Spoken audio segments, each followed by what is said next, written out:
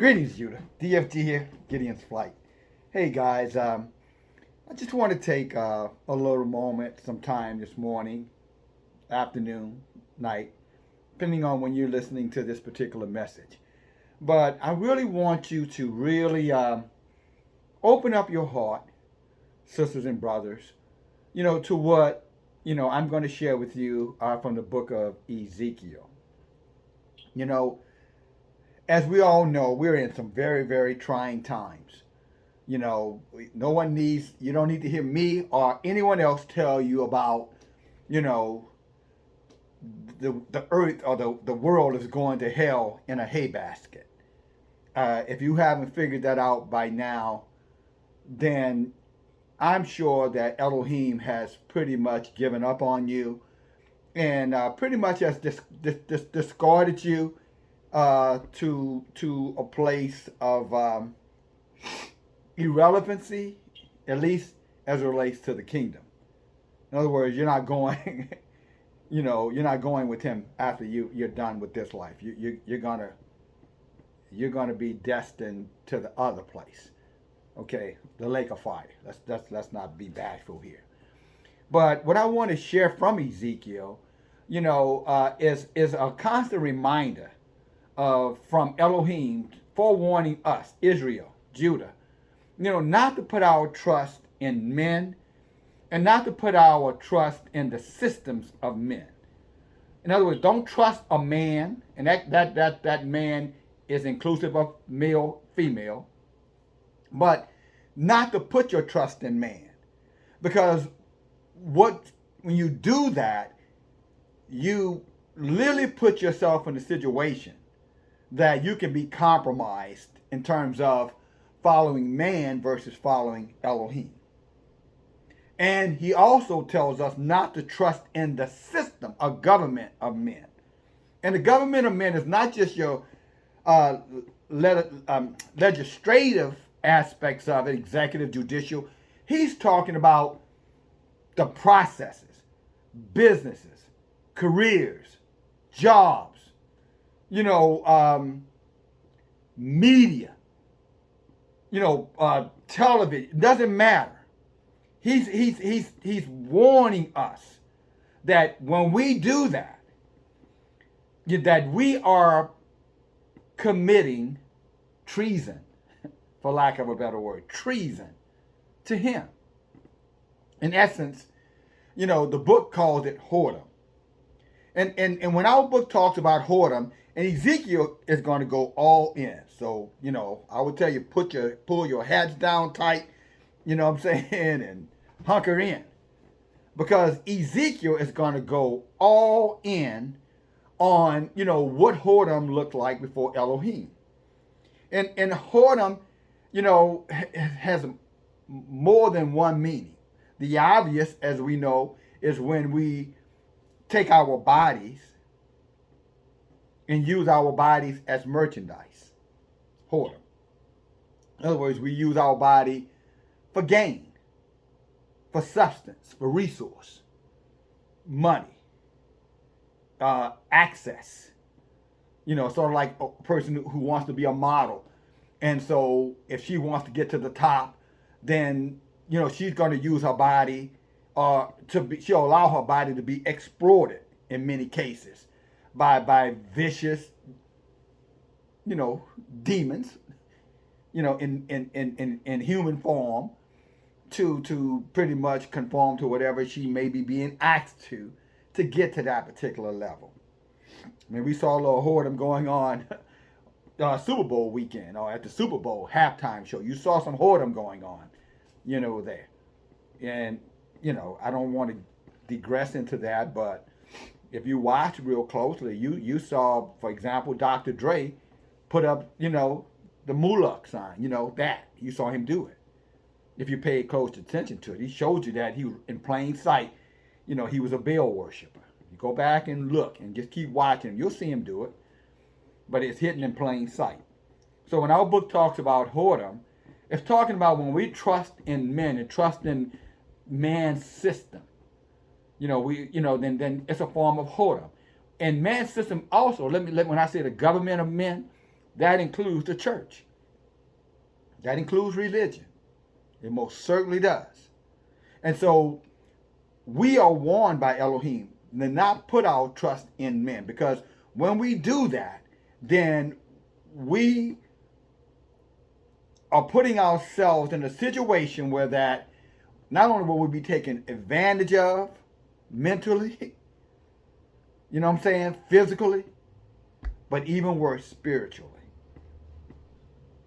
And you might, not you might, I just want to share with you what says Elohim. What does that look like in the eyes of Elohim? It's the whoredom that you see going on all around us. Many of us have been guilty. Some of us are still guilty, prostituting ourselves, for gain. Prostituting ourselves for gain. Using our bodies, for lack of a better word, to get what we want. And sometimes it's sexual, sometimes it's not. But it's still in the eyes of Elohim, when your resource or our resource become any other, when our resource, let me say it the right way, when we seek out resource from any other entity, man, not man, elect money, whatever, whenever our resource is anything other than Elohim himself, we're in whoredom. And when you're in whoredom, expect to get treated like a whore.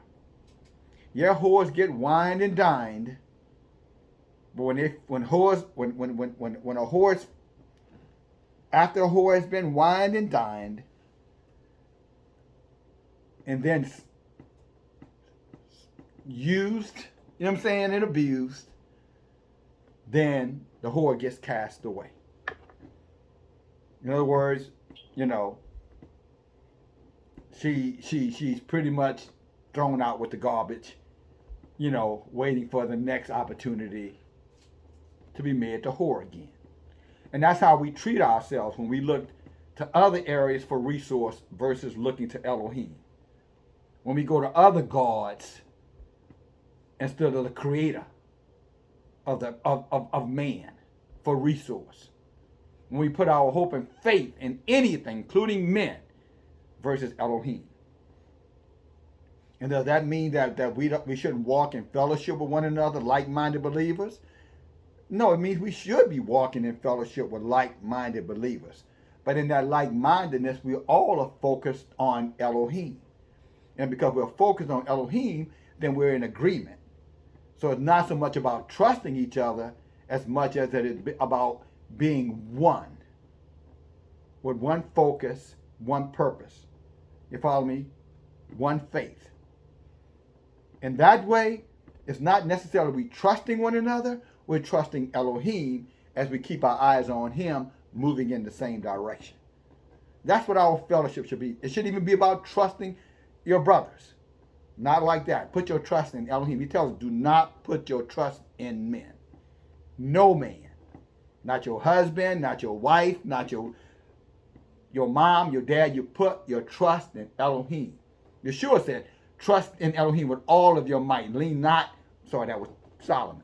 Trust in Elohim with all your might. Lean not to your own understanding. He says, in all your ways, seek him, and he will direct your paths. And see, when you start to put your trust in material things, you better believe the same enemy that allows you to have access to that, even if you're that enemy, yourself, within yourself, that same enemy will do everything in his power to take it back.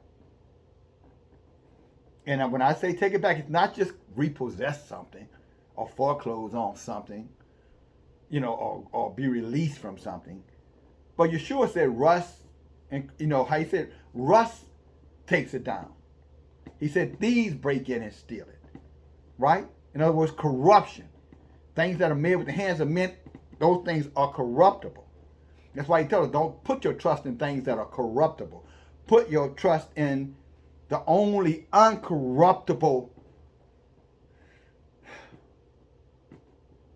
entity ever, and that's Elohim. And you have to learn that. We have to train ourselves to do that, my brothers and sisters. But as we go through that learning or that training process, the words are here. The book is here as a guidance for us to make sure that we clearly understand, what is the way of Elohim versus the way, our own way, the way that seems right to us, only to be let down and disappointed time and time again.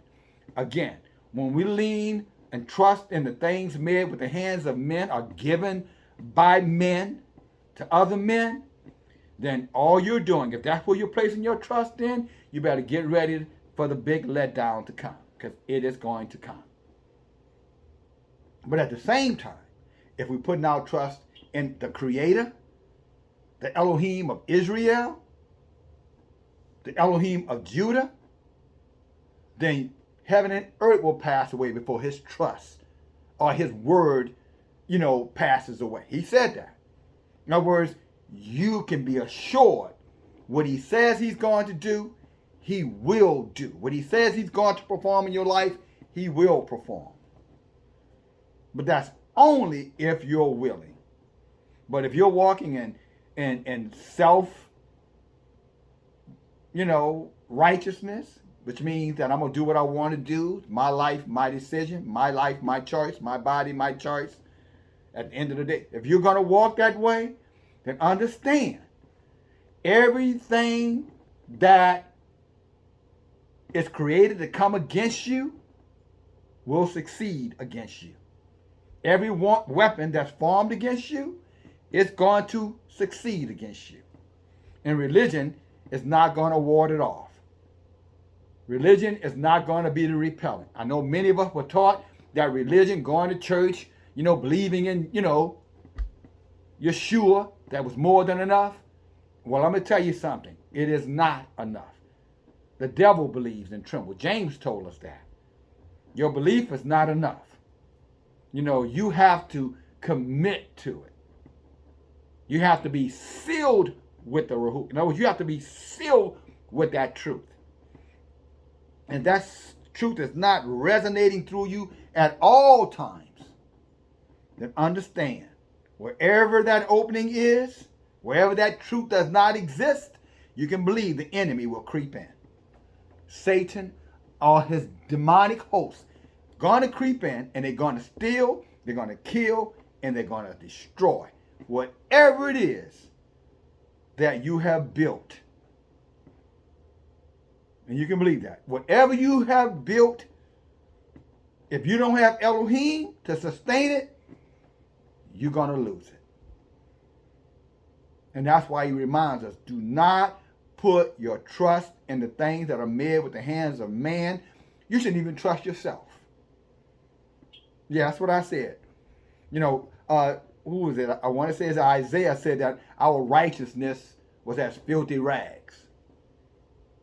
Solomon said there's a way that would seem right to us. You know what a filthy rag is, by the way? That's a bloody tampon. For those of you who don't know what a filthy rag is. He said that's what your righteousness looks like before Elohim. So you can even think, I got this, and you don't have it. I know what I'm doing, but you don't. I know this is what he said, but he didn't say it. If it is not written, not only in the book, but also written in your heart, when the thieves come in, the robbers come in, the murder, the death, the killers come, they're going to succeed. Because you were not sealed the proper way. You built your house on sand, where rust corrupts. Thieves break in and steal. And many of you are living today in despair, sadness, brokenheartedness, abandonment, a lack of direction, hopelessness. Just going around like a hamster, on a hamster wheel, just going around and around and around and around and around and around. And ultimately, you give out and your life ends. And that is a life without purpose. That's a life without true guidance. So we're going to talk about it. And we're going to be reading out of the book of Ezekiel. All right? And he's going to talk about what happens to us, when we commit whoredom. Whether it's whoredom with our bodies or whoredom by chasing after materialistic things or the things of this world, including paganism, idolatry, all those other things you've heard your brother talk about, many, many things before, and how at the end of the day, it's just not worth it. Some of you know right now, you're probably sitting back, you're probably going through something in your life, and you're thinking yourself, man, how did this happen, or why did this happen, and why is it happening?